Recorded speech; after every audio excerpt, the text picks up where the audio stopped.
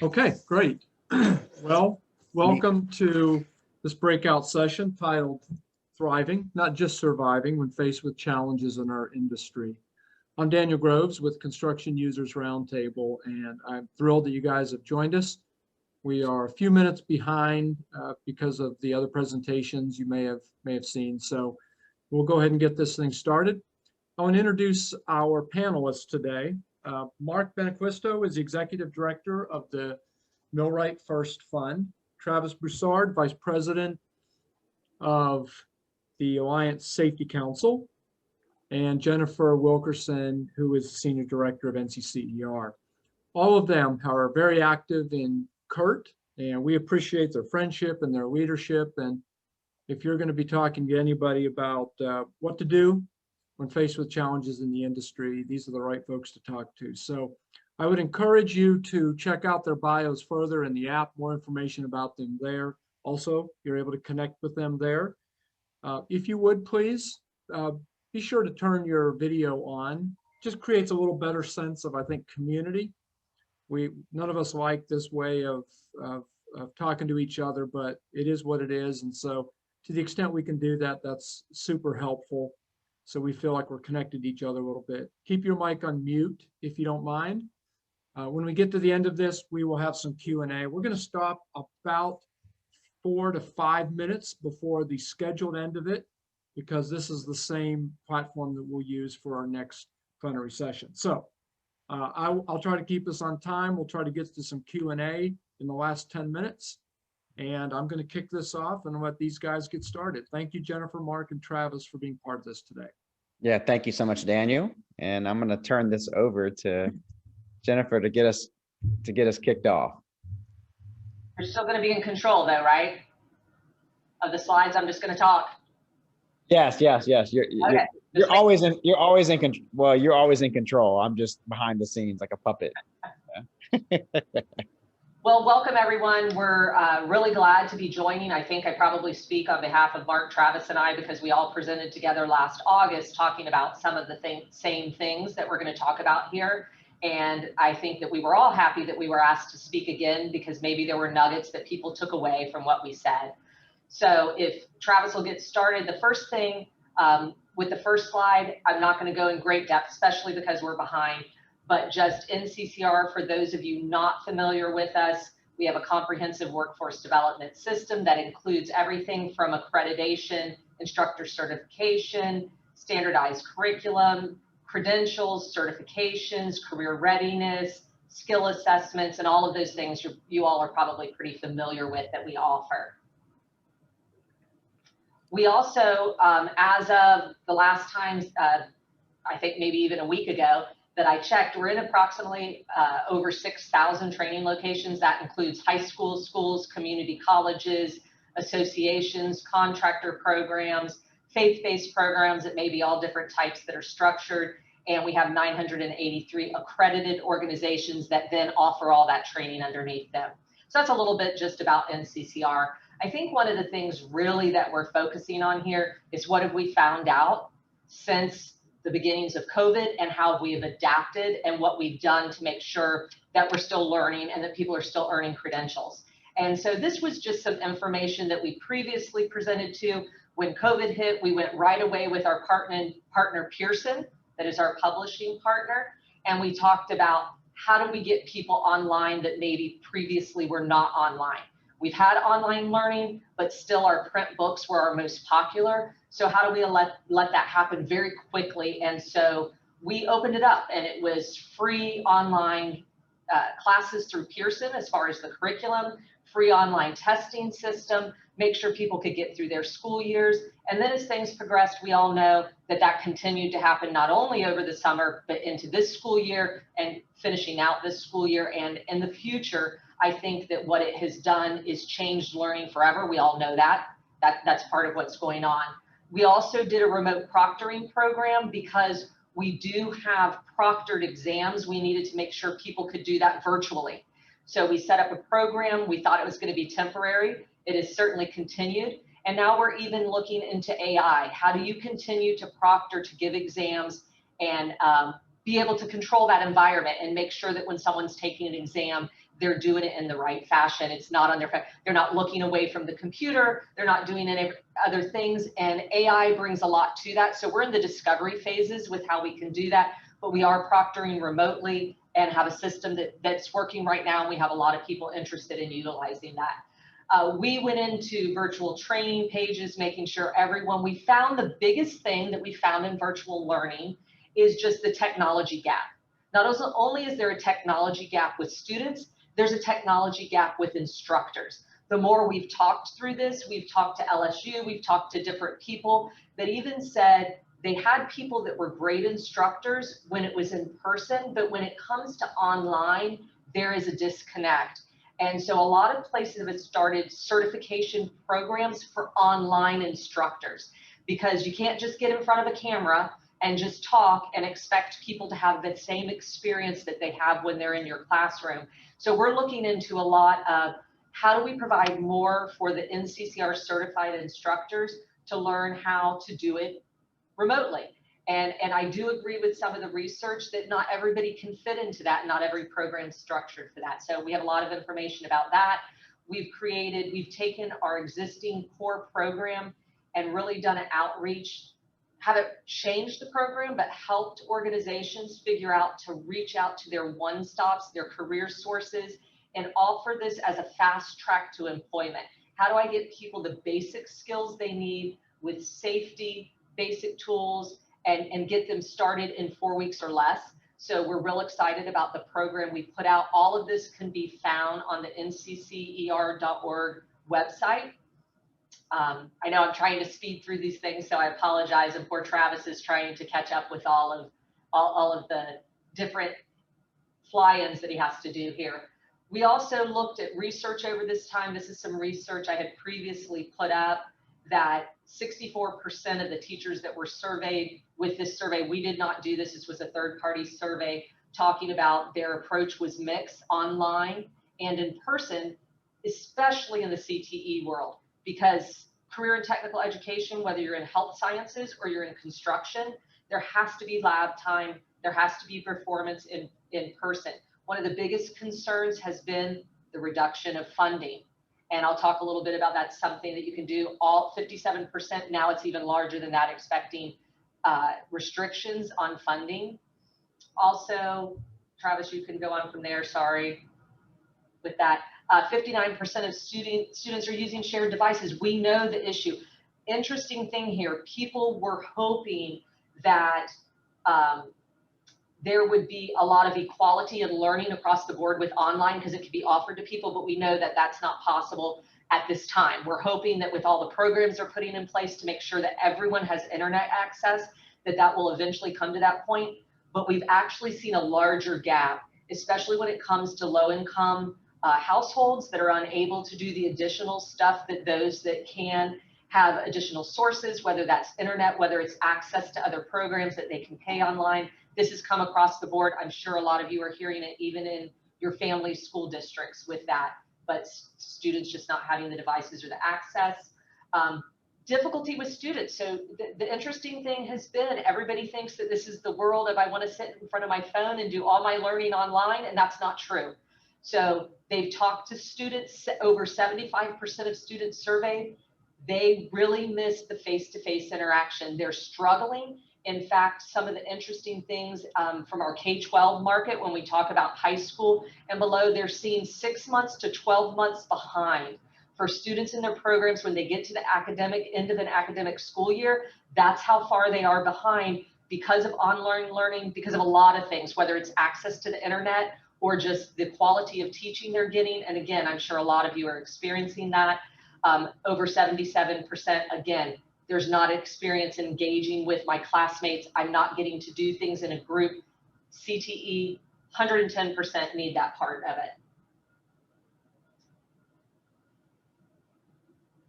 So just talking about here, I think these slides are just talking about the one thing this has brought to light that I can say is really good for career and technical education is the part that we do see more interest in that. We are seeing more research done. We're seeing more studies done.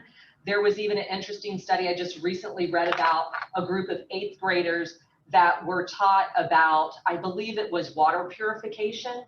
And then they had some that actually built water purification devices. And the pass rate, the understanding, and the improvement is so much more. So I think one of the interesting things that we're seeing is there's really a spotlight now on the mismatch between education in general and education for lifelong learning and ending up in a career. So again, this is an opportunity for construction to get in here. We know college degrees were expensive before COVID. They're still expensive. There's still people that are in $1.5 trillion in the United States in college debt that they're still facing. So I think my last slide, again, just trying to speed through this, so I apologize to try to catch up and make sure my colleagues have time to say theirs, is, I think the saying right now is carpe diem. So how do we seize the day? What do we need today to do? Of all the things that I can put up here about telling contractors, which a lot of you that know me know that I've said this over and over, get involved at the local level, send people into your classrooms, have them talk about construction. But I will tell you also, if there was ever a time for you to find out about what you can do to help with the state funding for Perkins funding, grants, and other things for career and technical education, this is the time. Find out what you can do to support that, because there are cuts left and right. There are serious concerns that there's going to be further cuts for career and technical education. And for our industry, it's imperative that we keep those talent pipelines alive. So if there was one thing I would ask you to do, I would say, look up what you can do in your state, find out what they're doing for Perkins funding, make sure your company is supporting that, writing into your legislatures, doing whatever is necessary, because we have to keep career and technical education alive and well in our system. Sorry for doing that so quickly. No, you did a great job, Jennifer. Thank you so much. And you've always just been a great partner. I couldn't have done it in 10 minutes. You did a great job. Thank you. Well, I always appreciate having to go after you too. Right. Yeah. So there we go, Mark. It's all on you now. All right. So I'm Mark Benacquisto. I'm from the UBC Millwrights. I run a labor management fund for actually the UBC Millwrights and the pile drivers for the UBC. Next slide, Travis.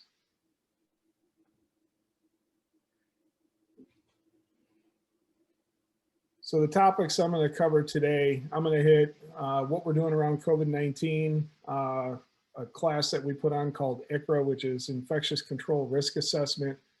I'll touch a little bit on some of the training that we're doing and mitigations that we're taking, and then hit on just a few of the workforce development programs that we're currently involved with.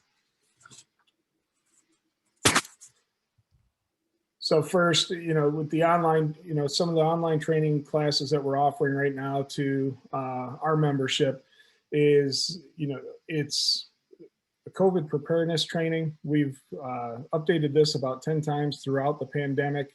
And then we also just came out with a COVID supervisor course. So the COVID supervisor course goes into a supervisory role where it preps the individual on how to make a plan to control COVID at their job site. So it goes into more specifics than just the COVID preparedness class. And we share this with all of our contractors and our membership as well. And then if there's any owners that want to see that or take that course or, take a look at it, they can reach out to me and let me know. And this all really developed through our ICRA training course. ICRA, again, it's Infectious Control Risk Assessment. This started off in the healthcare industry.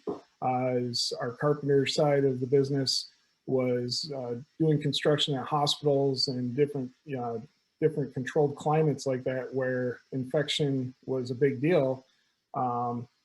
This was developed about 10, 15 years ago, and it helped us go right into COVID and make us prepared for COVID. So we rolled out our COVID classes pretty much first week of April, last week of March, we were ready to go. And we've had almost 70,000 members take that course through our online learning system. And then we've also had contractors request it where they've taken it in person before they go to a job site. Next slide. Some of the mitigation plans that, this is typical. I think most people are doing this or have been doing this. you know, this is what we're doing before someone comes into one of our training centers. So, you know, we've touched on this a couple times, but, you know, we've also set up 4 studios at our International Training Center.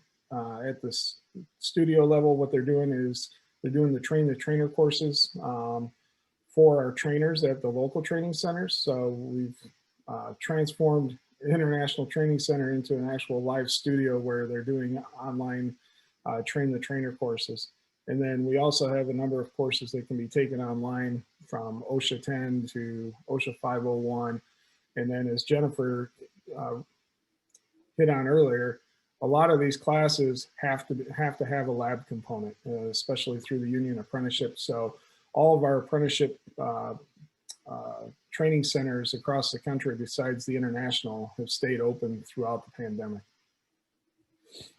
Next slide. And this is just a quick video. You want to go ahead and play it, Travis? Yep. I don't know if it's going to play. Being a UBC millwright is more than a job. It's a career.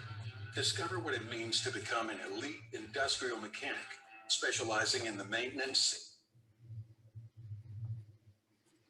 installation, and repair of complex machinery. Diverse training at centers near you or here at the International Training Center in Las Vegas provides hands-on learning on equipment including steam and gas turbines, conveyors, and auxiliary components.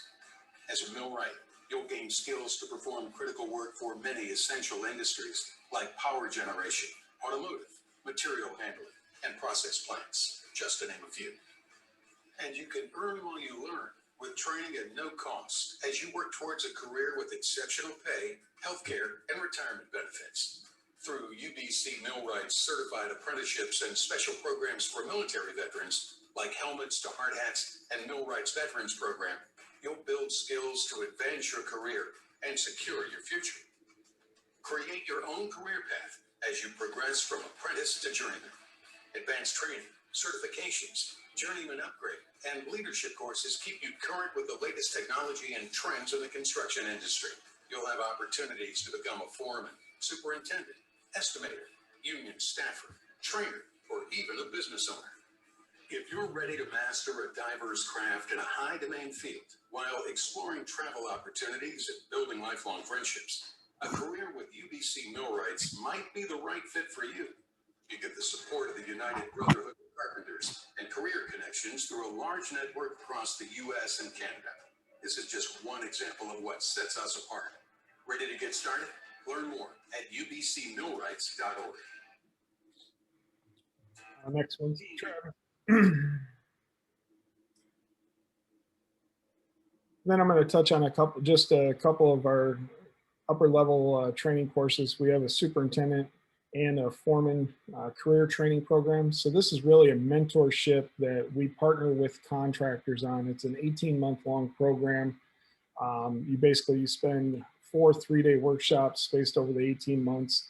The mentor from the company and the superintendent or foreman go out to the International Training Center and they get assignments. They go through the 3-day curriculum, which is developed by Penn State. And then over that next 6-month period before they come back, they work with that mentor in your company to achieve different tasks throughout. So whether it's scheduling, project management, whatnot, you go through that over the 18-month period. And we pick up the cost for everything: the transportation, the lodging, meals, and then you cover, the contractor covers the mentor and the trainee themselves. They pick them and we approve them. And these are the industries that we serve. These aren't all of them, but these are a good portion of them. Next one, Travis. Career Connections. So Career Connections, this is basically the CTE portion that Jennifer's talking about. Our Career Connections program, it's a high school vocational curriculum. It's a 4-year program. It's basically an exploration of the trades. The first year is a freshman they go through. It's a kind of a learning of the different trades that are out there. And then the next 3 years, they specifically get into whatever craft whatever trade they want to pursue throughout that time. So each year it progresses. And we're in 1,050 high schools right now, and there's 1,049 additional schools that are using the learning management system to provide the curriculum. So now, with COVID, when COVID came on, all these schools came back and said, hey, we can't have your instructors come to the school, blah, blah, blah. So we worked out that they could actually take through the LMS, videotape a lot of the stuff for it, and then got it out to them. And then when we send out the presentation, there's links to the different UVC training centers and the regional councils. We have one international training center. It's 1.3 million square feet out in Las Vegas, and then we've got just over 250 local training centers across the U.S. and Canada. Wow.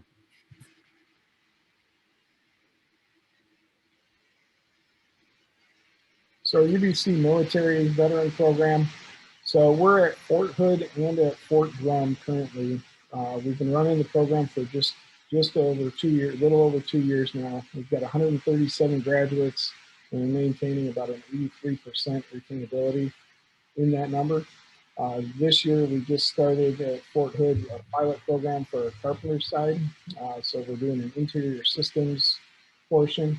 It's an 8-week class for both the millwright portion and the carpenter portion. It's completely free to the soldiers, and this is in their last 180 days of service. So they're still on the government dime while they're going through this program. They're getting paid from the government in their last 180 days. They sign up through the Skill Bridge program, and they go through an 8-week program, which basically gives them 1 year of credit into the apprenticeship. It's a little over 360 hours of classroom and shop time.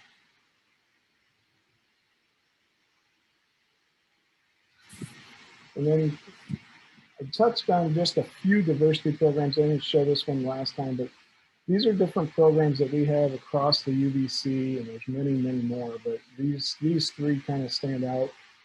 Sisters in the Brotherhood. This is a female organization within the UVC with chapters in all 26 of our regional councils across the US and Canada. And what in this program, it's all about the mentorship, the support, female to female support, and then to be activists amongst the tradeswomen across the trade. They can reach out. They have an annual conference with almost 1,000 people every year, and it's really a great organization, and they do a lot of recruitment within themselves. And then we have the Brothers Keepers program. This is based out of LA. It's a program for homeless veterans and general homeless population. It's a pre-apprenticeship program. It's a 6-week program. They come down to the training center, they get signed up, they go through interviews, we give them some tools, and then we put them through a 6-week class, and then we pair them with a partnering contractor to go out and work on one of their projects, and then they provide feedback on whether or not the individual showed up every day, what kind of skill sets they had, what their attitude was, and then we bring them in if they work out. And if they don't like it, they return the tools and they can go about their business. Vocational Village, this is a program out of the Midwest. It's a pre-apprenticeship program while people are incarcerated. It's a second chance for those who have made mistakes. So this is an overall program in the prison system. It's a carpenter and a millwright program, and we've seen great success with this program as well. I think you're up, Travis. Awesome. Thank you, Jennifer. Thank you, Mark. So I think we have another 10 minutes or so before Q&A. So I'll try to get through. So thank you for keeping me on track. So I'm Travis Broussard. I'm with Alliance Safety Council. And just a little bit about the Alliance Safety Council, kind of industries that we serve. We're focused mainly on the petrochemical, power, pulp and paper, and transportation industry. And like all of us, we've learned a lot in this last year, just how things have been flipped upside down. And I think the 2020 for the year 2020 was about perseverance and flexibility around all these industries. And as we are training the contractor workforce in these industries, it's been a challenge, but through that challenge had a lot of opportunity, as Jennifer and Mark has shared, just a lot of opportunity to innovate.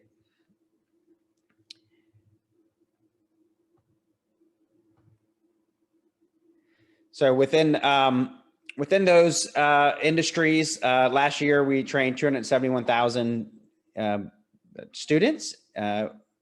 Each student took multiple courses with us, and those students we delivered over 1 million training units. The interesting thing about these numbers is that before 2020, it was about a 60-40 split, meaning 60% of those students were coming through one of our locations to get trained, and about 40% was online. That was completely reversed in last year, and that's never going to come back. So we're going to continue to grow our online training. People are used to the content being delivered to them wherever they are now, and it's made a big difference and helped us get through 2020. So those locations, so we have some beautiful offices. There was mainly not only where our students would come in to get trained, but where all of our 130 employees come. And now we have a little saying at Alliance that once you go remote, driving to the office is a joke. So now no one wants to come back to the office. So all of our software developers, all of our content team, they're delivering more code, they're delivering more content, and delivering more training working remote. So talking them back to come into the office is a challenge, but something that that we also needed that remote workforce, because all of our facilities, all of the office space has been turned into classrooms so that we can continue to train the students and get them to work on safely.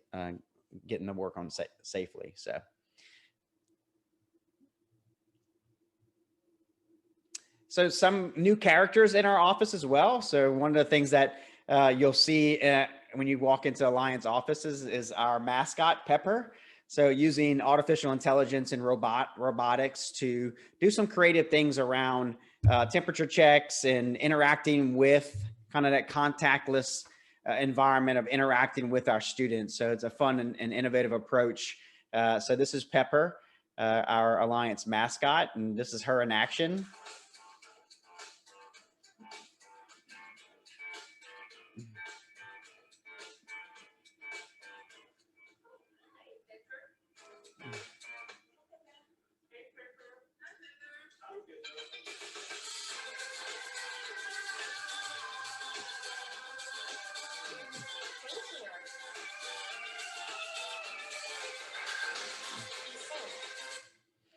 So I think there's some positive things that came out of 2020 as far as allowing us to really focus in.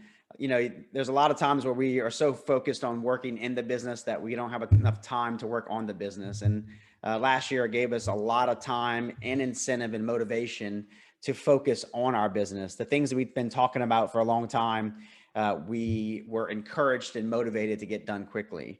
So one of the things that we did was we took all of our content that was being delivered online and made sure that they were using responsive technology so that the mobile learner, where depending on if you're on an iPhone or a tablet or a laptop, that all of our content now scales and sizes correctly to be delivered. So that was something that was fast tracked in 2020. Of course, we created, so right now, currently, there's a lot of free courses that we created from Alliance that you can get now. If you go to pivot.com and you can create a free account, and you can deploy this within your organizations. So these are 3 free courses. And we also built a certified disinfection specialist course to help get restaurants and hospitality people back to work, and allow someone in that organization to be certified, and allow the patrons to know that someone there knows what they're doing in regards to disinfecting their establishment. So a lot of our courses that were instructor led in the classroom, our course, which we have over 13,000 graduates, It was mainly instructor-led in the classroom. That is now all, we still have some classroom, but most of it has been done virtually. So still instructor-led, but using Zoom and a lot of technology. We converted all of our courses, whether it be cost, CSOM, safe frontline safety training. And also we partnered with, we're Mid-South OSHA Training Institute, and we have a lot of OSHA classes that we offer online that's now virtual as well. So one of the things that 2020 taught us is that, that whole outside in approach that we talk about, agile and asking our customers and looking at really listening to our customers. And we say we do that and that we strive to do that, but 2020 forced us to do that because we all were in a situation where we didn't have the answers and things were changing every single day. So it really brought us closer to our members and got us in those rooms and to talk about solutions and listen to what their needs were. So we started to really innovate alongside our customers instead of going in a box, building something and trying to push out content. We worked side by side with a lot of our big owners and contractors. And one of the things we came up with is using virtual reality, not just because it's cool, but what can we do to help solve a problem? So this is a large owner that we worked with, that they were having problems in regards to lockout tagout. I mean, a lot of the classroom environments were closed down. They couldn't get instructors. A lot of the teachers that were teaching it and were experts were up in age and were in that bracket of high risk. So we created an online course that gave them kind of a CBT and online course where we can stream lockout tagout to give them the concepts. Alongside of that CBT course or that online course, we built a simulation. So we took literally the exact model that we did in the classroom and we simulated that process where you start off learning kind of the scenario in the introduction to lockout tagout and built that scenario step by step. So you got a flow diagram, you go through that. And walk them through what an instructor would walk them through from. So kind of using a blended approach to learning and really solve the need by working with our clients. Y'all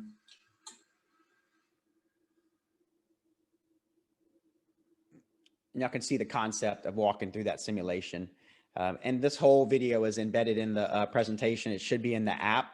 So just for time purposes, since we started late, I won't go through the whole video, but you see, you walk through the simulation. And then the next part of it is once you go through the CBT and you go through the simulation, there is a instructor-led practical portion of that course.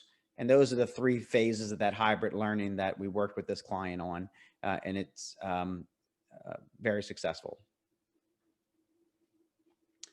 So one of the things that we are looking at is doing a lot of work with our clients. So a lot of people are coming in, a lot of new contractors are coming into the workforce and never seen the inside of a unit, never seen the inside of where they're working, and possibly they can't do it right now because of some restrictions. So to walk through and build a virtual environment using a 3D scanner and camera, and then tying that to their SCAD systems and bringing in live data. So part of the orientation comes to life where you can walk around, look at the kind of what you're going to be working in, and then actually see data coming in live. And in the orientation, we can manipulate that data that's going through the live system, whether it be pressure gauges and things like that, and then actually simulate something going wrong. So therefore, the student can answer questions based on what they're going to see before they even get to the job site. And again, working with a client, asking questions and building content alongside of them. And this is just an example of a lot of people in the hospitality industry that left that are looking for jobs may have never picked up a pair of needle nose pliers. So this was a VR training that we built just on tool selection. Please locate and pick up the regular pliers. That was incorrect. Please try again. Great. Release the pliers to continue. Please locate and pick up the non-insulated pliers. Great. Release the pliers to continue. You have completed the first section. Press the button on the table to begin section 2. So this is using the Oculus glasses, and then we built out that tool selection To begin, training. grab the pliers in front of you to equip them to your hand. Excellent. Now, touch the pliers to the outermost nut in front of you. This will attach the pliers to the nut. So I get the concept. So one of the things that we worked with a lot of our owners and our contractors and really put a lot of our development and software resources in that I think is making a big difference is just online verification. Like Jennifer said, is how do we verify people online and making sure that they are who they are and they are staying through and getting the content for training. So that's Pivot Verify. Pivot Gate Check is, we worked with a big owner that just through 2020 got rid of a lot of their security officers and security gates. And we were able to turn any mobile device now into a gate check application that connects live to your data and live to your training. And then moving from plastic badges to digital badges where training can be uploaded right away. So that's Pivot Verify, just uses facial recognition and AI to make sure that you are who you are and you're taking the training. Pivot Gate Check allows you to check using any mobile device to tap into the database and make sure that the training and compliance is done from wherever you are. So this is one of the owners using their mobile device to check them in a gate instead of expensive turnstiles and things like that. And then digital badges allowing us to just make sure that everybody that takes training, that their training is loaded into their digital wallet on their phone and readily available. So there's no plastic going back and forth. And that saved our clients, our owners, and our contract a lot of time. And it's just a safer environment to move forward with. And we took 2020 to really build out our ecosystem around recruiting, tracking, and training. And there's a lot of people that were in a career, that were in a track as far as their career, and now are moving. So we built Pivot Connect, which is your online tracking and application system. We built Pivot Track, which was tracking all your records and leaving our contractors and owner the ability to see who's ready to work and who's moving from project to project or turnaround to turnaround live from a mobile device. And then your Pivot Explorer is just, what is your next job going to be? What is your next career going to be? And how can we deliver training to help you? So we spent a lot of time building out applications to help our contractors do more with less, which we're all doing. So this is eTracker, which is our behavioral-based safety system. And all that comes into just helping our owners and contractors and listening. And I felt like 2020 was about that. We had more meetings we've ever had via Zoom, just asking our clients what they need. And before we said we did that, but to be honest with you, we were so busy just delivering what we've always delivered that we didn't ask a lot. And it's amazing when you ask your clients what they need, they'll tell you. And we kind of went alongside with them and really helped them. And I think from what Jennifer said and what Mark said, one of my favorite quotes that I have above my office, it says that we all should be happy in tribulations, because through tribulations, it produces perseverance, and through perseverance, it produces character, and through character, hope. And I don't know about y'all, but I've developed a lot of character in 2020. I think we all have. So with that, I'll take questions. I think Jennifer and Mark will take questions. Great. Thank you, Travis. And thanks also to you, Mark, and to Jennifer. I appreciate your, not just presentations, but your willingness to kind of work within a little bit tighter schedule here. So one of the things I wanted to do is sort of jump into some questions, and we have some here. But before we started that, there was one comment in here relative to CTE programs, and kind of triggered a thought for me. You know, this session is about how to deal with challenges, and we saw a lot of really good information about what the challenges of 2020 has been able to do in terms of innovation and overcoming and improving And so a lot of times challenges, while they may feel like problems and adversity, really become opportunities. So some really good stuff on that. But one of the challenges I think relates to CTE that occurs to me on the Great Recession, now more than, I guess roughly 11 years ago, we lost a lot of workers, most of whom didn't return.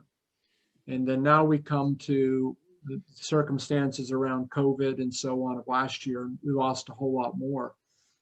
And, one of the things that concerns me is that when we look at how funding happens for education and so on, it seems less focused on what we need in terms of CTE and what we've talked about here, and more focused on the typical 4-year degree.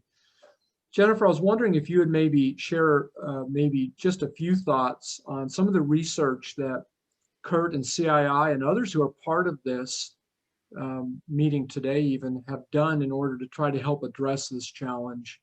And I know we released 7 policies on that, and one of them was around education funding for CTE. Could you give a couple minutes on that, or maybe just a couple thoughts on it? It doesn't have to be long, but I think we ought to think about that, because filling that pipeline with workers is a real challenge. Yes, I totally agree with you, Daniel. And now, we think about the recession, 2008, 9, 10, we go back there, we think about the people we lost, we think about the situation we were in, and all of everybody scrambling because of the people retired. And we see that once again, right? We see people that said enough's enough through all the COVID, although construction's been essential. There's such fluctuations. There's people that have moved out. So I do think, sometimes it's hard as a contractor, I believe, and I'm not a contractor, so I wouldn't say that I am, but getting your head around, but it takes X amount of years for someone to come through the school program, and I need people now. But perpetuating and putting that issue down the road and thinking you're going to be saying that again in 4 years when you already could have people built into your pipeline. And then you'll say it in another 4 years and another 4 years if you just go ahead and invest now. And I'm not talking about necessarily investing money. I'm talking about schools that I hear from all the time that just say, who are the contractors that are near me?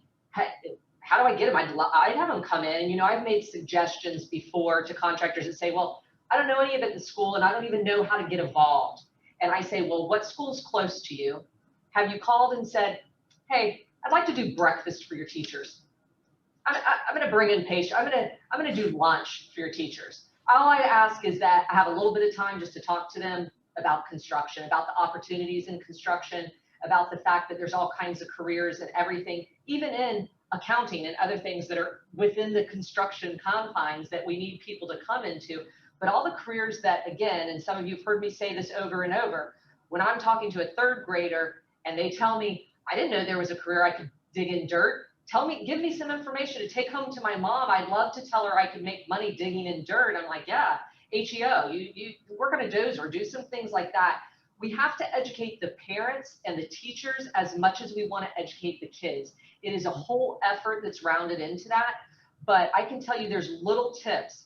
You can call any school and say something like that. I'd love to support your teachers and do a thank you breakfast. I'd love to. And I know COVID's made this a whole new world. So, we have to look at that. There are little things that can get you in front of these schools. And then from the funding perspective, as Daniel said, I know that I beat that over and over, that drum about the funding, but I can tell you when you're talking to a program in Georgia that their whole construction career and technical education program gets $8,000 a year, and that's it. That's for books, that's for materials, that's for the equipment, that's for $8,000. And I'm not talking about per student. I'm talking about, I have talked to construction programs, high school programs in Georgia, that's what they get.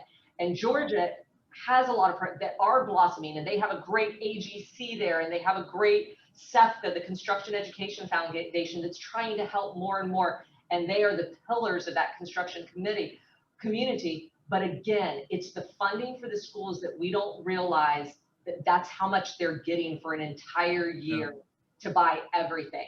And so I just encourage you, get involved. I know you don't know who to call, what to say. Reach out to your state legislature, find out who's your CTE director in your state. You can go to Advanced CTE, you can go to ACTE, You can go to any of those sites and find out who is the CTE director of my state and how do I help. Or again, go locally, go to your local school and just make an offering to go in there and talk. What do you need? How do I help? I just want to talk to your CTE instructors, or I want to talk to all your instructors for the whole school to tell them how important construction is. We are essential. It's obviously we're essential. Everyone from the government to the CDC, everybody agreed that construction is essential ultimately when it comes down to it, and maintenance. So that's good to hear. And let's get into those schools and tell them that. Yeah, great. Thanks, Jennifer. We've got less than a minute left here. Mark, or Travis, anything to add on to that? The only thing I would add on, I think Jennifer pretty much hit most of it, but the other thing, we like to get involved with is the career fairs at the high school. When you have all those colleges there and the parents are going by and seeing how much each one of these schools cost, and then they come to your specific booth or your table and you tell them that they can make, a high salary after a couple of years and the cost is virtually nothing for them. It's pretty impressive when they start having second thoughts. Absolutely. And we all can make a difference, right? I mean, I always tell the story that I got 42 first cousins. My dad had 9 brothers and sisters. They all worked at Shell. And for the longest time, I've always been in sales and marketing and technology. So for 20 years, they've been asking me when I'm gonna get a real job. And finally, I'm using my skills in technology and marketing, and I'm actually in construction. And now they're like, finally, Travis, you got a real job. So I think it's just telling that story about what you're passionate about, and everybody has talents and abilities. And it's like what Jennifer said, is talking about there's so many different paths that you can use those talents and abilities to make a difference in construction. So anyway, I finally grew up a couple of years ago, and I have a real job. So awesome. Yeah, good. Well, I'm sure all of us have at some point in time watched a cable news show. And so I feel like I'm on that right now because the computer's about to cut me off to transition. So I better end this thing. There's some good comments in here, some questions. We'll make sure you guys get that. We encourage you to interact with each other on the app. And then let me say this too, we've barely scratched the surface, number one, of the challenges, but what I'm encouraged about, there's great minds thinking about this, innovating, providing solutions. So the fact that there are challenges just means there are opportunities that are waiting to be implemented. So if you are not involved in the CERT Workforce Development Committee, let me take a moment to just say, please come join us. We do good stuff like this. We do a lot more than this even. And so there's a place for you, and we want your engagement. We want your ideas. We want your thinking capacity to help us address these challenges. And we're making progress. Never fast enough, but we're getting there. absolutely. Thanks a million for your time today. One session left in the CERT National Conference. Please go and join it. You'll find it very interesting, and we really appreciate your time. Thank you again also to Jennifer, Mark, and to Travis for presenting today.